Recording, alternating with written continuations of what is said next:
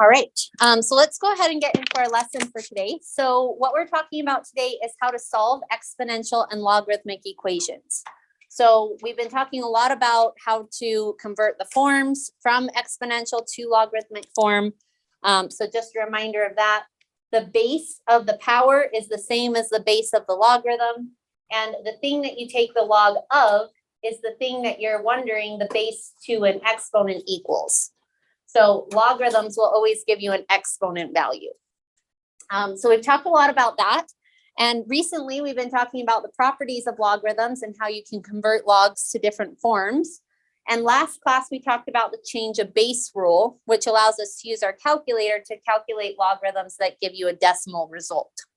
So we're going to be using this property today, and we'll also be using these two properties to solve equations. So the first thing we're going to do is we're going to solve exponential equations, and we're going to use this property, which says that if you have an a power, so you have a base and an exponent, if you take the log with that same base, essentially this log base b of b kind of like cancels itself out, and it just equals whatever the exponent is. So we're going to use that property to help us solve exponential equations. So let's say, for example, we had this exponential equation and we're asked to find a solution. So as with all of our equations, a solution is something that makes this statement true. And we could estimate approximately what this should be because we know that x needs to be bigger than 1 because 6 to the first power is 6. And we also know that it's going to be less than 2 because 6 squared is 36, right? So we know that this is going to be like 1 point something. And it's going to be somewhere between 1 and 2. So the way that we figure out what it is exactly is we solve the equation by getting rid of the stuff that's keeping x from being by itself, which in this case is a base of 6. And the way we get rid of that is we take log base 6 of this, because that property on the last slide says if you do log base 6 of 6 to the x, that's just going to equal x. So by taking log base 6 of this power, the base of the power is essentially canceled out. But if I do it to one side of the equation, I also have to do it to the other side of the equation to keep it balanced. So this, when I take log base 6 of both sides, I end up with x equals log base 6 of 25. So x is by itself now, and this is our answer, but we need to figure out what number this is. So this isn't something we can do in our head, and it's also not something we can do in our calculator because we don't have a log base 6 button in our calculator. So that means we're going to use the change of base rule, which we learned last class, to change this into a log of a base that we can do in our calculator. So you have two possibilities. You can either do log base 10 or log base e, because those are the two buttons on your calculator that will calculate logs. So I'm going to do log base 10. I'm going to do log base 10 of 25 divided by log base 10 of 6. And that's just using this change of base rule that says you can change any base in logarithm to a different base if you divide the two logs with that new base. Any questions on what I've done so far? Okay, so then I'll just plug this into my calculator and see what I get. So calculator.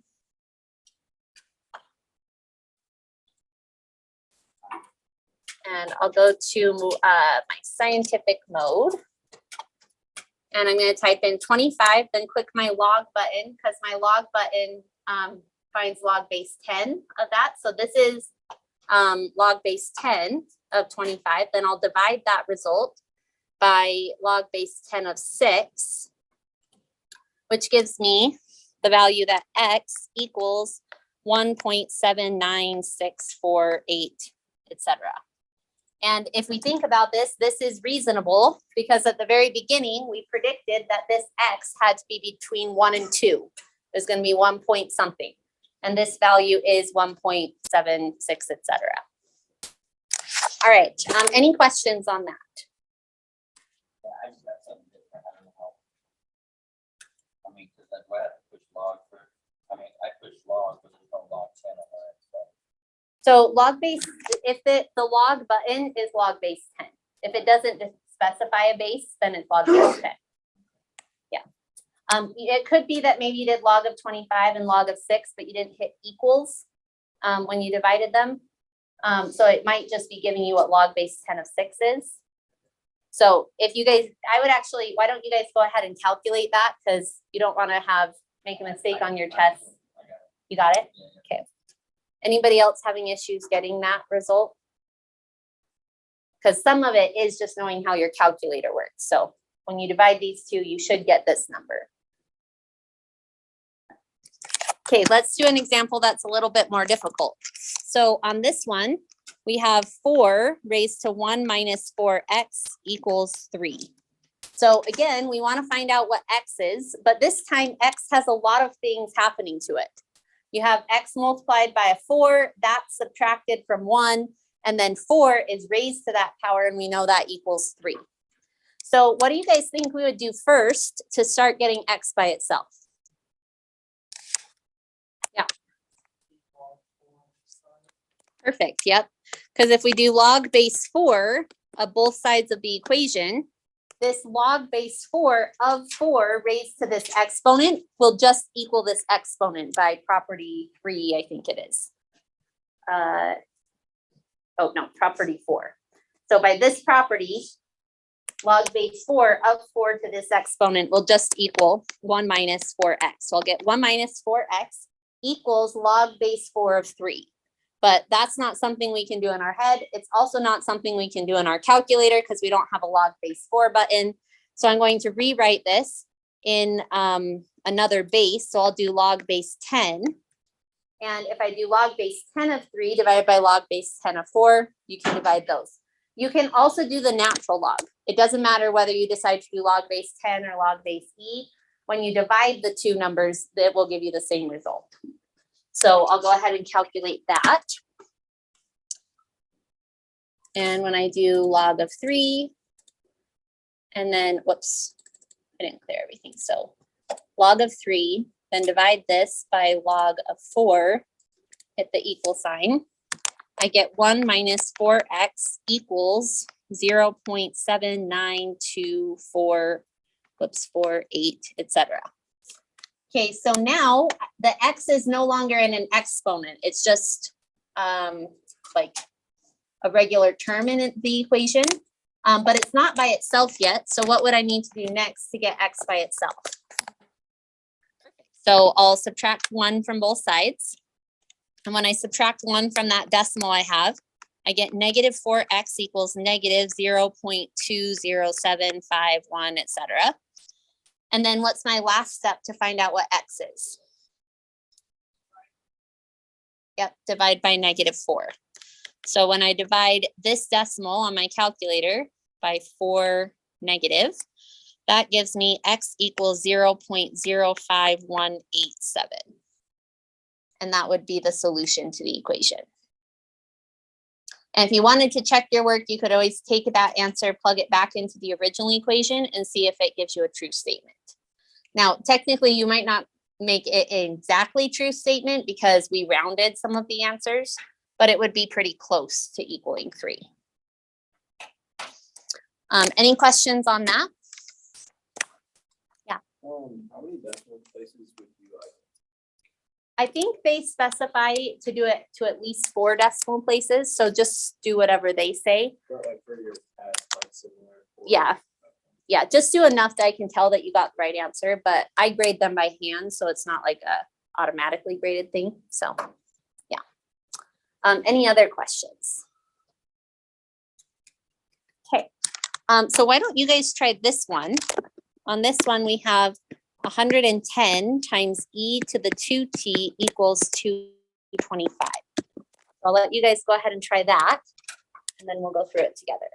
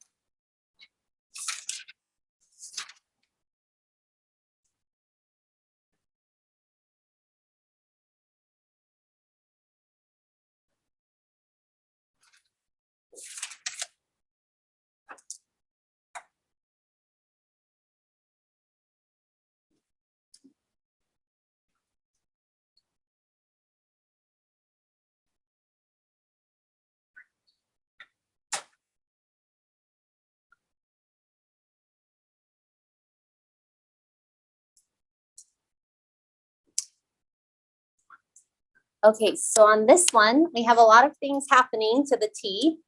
T is multiplied by 2. That's raised, or it's the exponent of e raised to that power, and then it's multiplied by 110. So which one of those things would you get rid of first? Or undo? Say it again. Yeah, perfect. We want to get 110. We want to get rid of that before we take log base e, because log base e will cancel out the e, but we don't want to take log base e of this as well. And so what we'll do is we'll get rid of this before we take log base e, because we want to get the power by itself before we cancel out the base of the power. So how would I get rid of the 110? Yep, divide both sides by 110. And that gives me e to the 2t equals some number. 225 divided by 110. That gives me 2.0. Let me move this over here. Get 2.0454545, etc. Does that make sense to everybody why we would want to do that first? Because you want to get the power stuff by itself before you cancel out the base of the power. So now that the power stuff is by itself, how do I get rid of that base of e?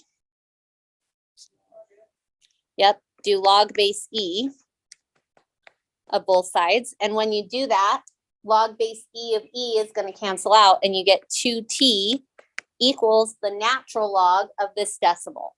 And this is one that we have in our calculator because this LN button does log base e of the numbers. So I'm just going to go ahead and click that. And I don't have to worry about doing like the change of base or anything like that because my calculator had that base in it. So I get 2t equals this decimal. And then what would I do as my last step? Yep, divide by 2. And that tells me that t equals this number divided by 2, which gives me 0.3578, etc. And that would be, oh, you guys can't see it, but that would be my answer for this one. So sometimes you might get lucky and you might have a base that is in your calculator. If you don't have a base that's in your calculator, then you need to use the change of base rule like we did here. All right, so let's do a check-in. Scale of 1 to 5. How are you guys feeling about solving exponential equations? Okay, let's do one more practice example. And I'm just going to make one up here. So let's say we have 3e to the 2t minus 1 plus 8 equals, I don't know, 40, let's say. So go ahead and solve that for t, and then we'll go through it together.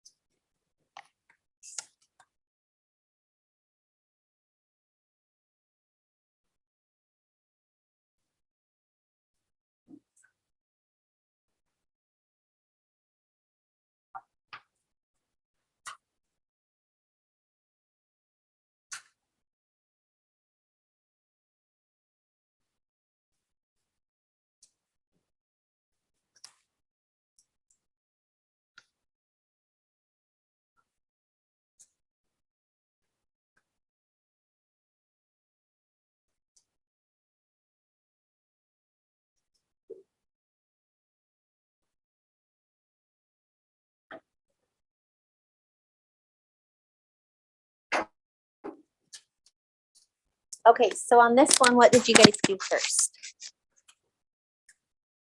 Yep, we want to subtract 8, because before we take the log to get rid of this base, we need to get the exponent stuff by itself. So we'll subtract 8, which gives us 3e to the 2t minus 1 equals 32. And then what would you do next? Yep, divide by 3. And so that gives me e to the 2t minus 1 equals 32 divided by 3. Which gives me this 10.66666 decimal. So I get 10.6 repeating. And then what would you do next after that? Yep, take log, and what would be the base of the log? Yep, so do log base e of both sides, which gives me 2t minus 1 equals the natural log, because that's what log base e is, of that 10.666 repeating, which gives me the number 2.36712, etc. Okay, what would my next step be? Yep, I need to take care of the minus 1. How would I get rid of the minus 1? Add 1. Yep, so I'm going to get 2t equals, if I add 1 to that, that just gives me 3.36712, etc. Okay, then what would my next step be? Yep, divide both sides by 2. I'll add 1 because I didn't do that in my calculator. Then divide by 2. And that gives me 1.6835, etc. And that would be my answer. Okay, so that's how you solve an exponential equation. On your homework, there's one question that's a little bit more challenging than that. So I want to go through how you'd solve an equation like this, because this is still an exponential equation, but in this case, we have 2 powers that we're dealing with. And we have 2 powers that have different bases. So if we were to do log base 16, that would cancel this out, but it wouldn't cancel this one out. Or if we did log base 64, it would cancel this out, but not this one. So the key here is to rewrite these expressions so that they have the same base. So if you think about the number 16 and 64, what are they both powers of? 4, right? Because you could write 16 as 4 squared. So you have 4 squared to the 2x minus 1. And what is 64 as a power of 4? 4 cubed, right? Because if you do 4 times 4 times 4, 3 times, that equals 64. So I'm going to rewrite these so that they both have the same base. And before I take the log of both sides, I'm going to get rid of these parentheses. And do you guys remember what happens when you have a power raised to a power? Yep, you can just multiply these exponents. So I'm going to rewrite this as 4 to the 4x minus 2, because 2 times 2x minus 1 will be 4x minus 2. And then this one, if I raise this power to a power, I can use that exponent rule that says I can do 3 times this exponent, which would give me 9x plus 12. Okay, so this and this are they're communicating the same thing, but this is much more convenient to write it like this, because now our bases are the same. And when we take log base 4 of both sides, it will cancel out both of the bases at the same time. So let's go ahead and do that. If we do log base 4 of both sides of the equation, well, these are going to cancel out, leaving me with 4x minus 2. These will cancel out, leaving me with 9x plus 12 on the right-hand side of the equation. So now I just have this equation with no exponents or anything. I just have regular binomials. So what would I do to find x in that case? Okay, perfect. So maybe I'll subtract 9 from both sides, and that will give me negative 5x minus 2 equals 12. Or you could have subtracted the 4x over, it doesn't really matter. But then what would I do? Add, so that gives me negative 5x equals 14. Then my last step, divide by negative 5. And I don't know what that would be. I think it's like 2.8 or something. 14 divided by 5. Yeah. And it should be negative 2.5 because you're dividing a positive, or sorry, 2.8 because you're dividing a positive by a negative. And so that would be my solution to this equation. All right, any questions on that? Okay, so that's how you solve exponential equations. The process for solving logarithmic equations is very similar, except instead of using this property, we're going to use this one. So let's say that we want to solve an equation like this one. Well, to get x by itself, we need to get rid of log base 5. But according to this property 3, if you have log base 5, but then you raise 5 to that power, that's just going to equal the argument of the logarithm. So we're going to use property 3 to help us solve this. So to solve this one, I'll do 5 raised to log base 5 of x, and also do it to the other side. And when I do that, 5 raised to log base 5 of x, that's just going to simplify to be x. And 5 raised to the 8th, I can plug that in my calculator.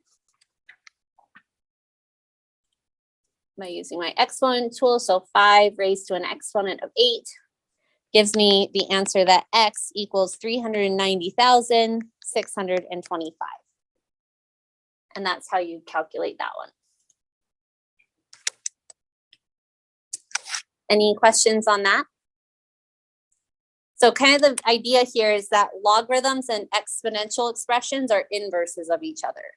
So if you want to get rid of log base 5, you do a base of 5 raised to that. If you want to get rid of an exponent base, then you do log base 5 or log of whatever the base is of that number. Let's go through a couple more difficult examples so you're ready for those. So in this one, we have log base x of 4 equals 2. So what would I do to get rid of this log?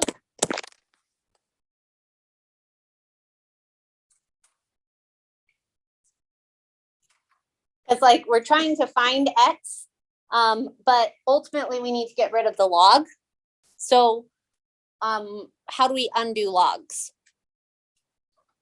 Yeah, exponents. So let's write this as x raised to both sides. Well, what that's going to give us is 4 equals x squared. And what makes this equation true? 2. That's one of the things that makes it true. What's the other thing? -2. Now, I don't think we've actually talked about this very much, but you can actually not have a negative base for a logarithm, and you can't have a negative argument. So the exponent can be negative, but neither one of these numbers can be negative. So even though there's 2 solutions to this, there's only one solution to the original equation, and that's the one that gives you a positive base. Oh no, my battery is really low. Hopefully it will last long enough to get to the end of class. Any questions on that? Yeah. Yeah. Yeah, so this would be kind of like an extraneous solution. Yeah. All right. So that's question 12. Question 13. This one, I just wanted to illustrate that it is okay if the exponent part is a negative, because negative exponents just mean you have reciprocals. So that's allowed. It's just these 2 numbers that can't be negatives. So we won't do question 13, but that was what I wanted to show there.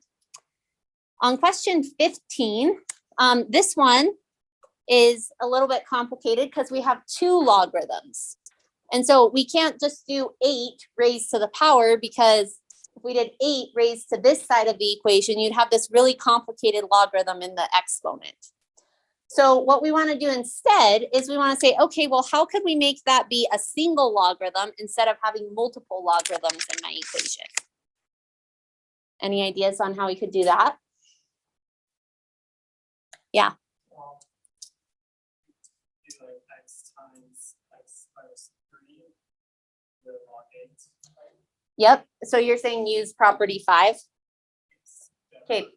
Yep. Perfect. Because property 5 says if you have logarithms that are added together, as long as they have the same base, you can combine them into a single logarithm where you multiply their arguments. So we're gonna use log or property 5 to simplify this before we start solving it. So I'll use property 5 to write this as log base 8 of x times x minus 2. So if I do x times x minus 2, that will give me x squared minus 2x, and that will equal 1. Because I used property 5 to combine these two logarithms together. Is everybody good with how I did that? Okay, so then what would my next step be? Yeah, so we want to get rid of log of base 8. Or technically it'd be 8 raised to the power of that, but yeah. So I'm going to do 8 raised to the power of both sides of the equation. 8 raised to the power of log base 8 of x squared minus 2x just gives me x squared minus 2x equals 8 to the first power. 8 to the first power is 8. And then how could we solve this equation? Yep, so we could either factor it or use the quadratic equation, or if you like completing the square, you could do that as well. But in all cases, well, actually, except for completing the square, you need to make the equation equal 0. So let's subtract 8 over, and we get x squared minus 2x minus 8 equals 0. And I prefer to factor if it's possible to factor. Otherwise, I use the quadratic equation. So is this quadratic factorable? What does it factor into? Okay, so we get 4x and 2x, and one of those will need to be negative to make it multiply to negative 8. Which one would be negative? Yep, we'd want the 4 to be negative because if you have a negative 4x and a positive 2x, these will add together to negative 4 and multiply together to negative 8x squared. So then I can split those into 2 groups. I'm kind of running out of room, but the first group has an x in common, which leaves x minus 4. The second group has a 2 in common, which also leaves x minus 4.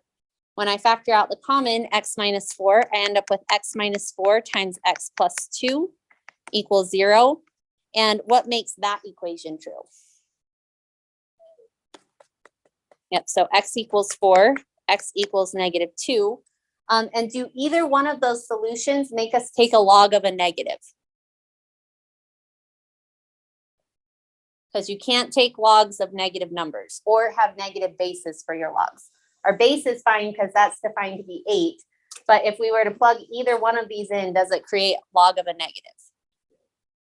Yeah, the negative 2 doesn't work because you get log of negative 2 here or log of negative 4 here.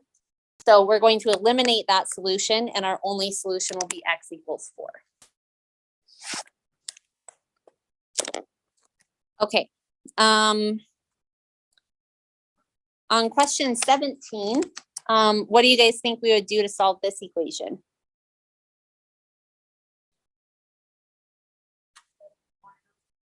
Yep, so we'd use property 5 again here because we have logarithms that are added. And your homework, you may also get some where they're subtracted, in which case you would divide the outcomes. But in this case, we're adding them, so we'll multiply these together.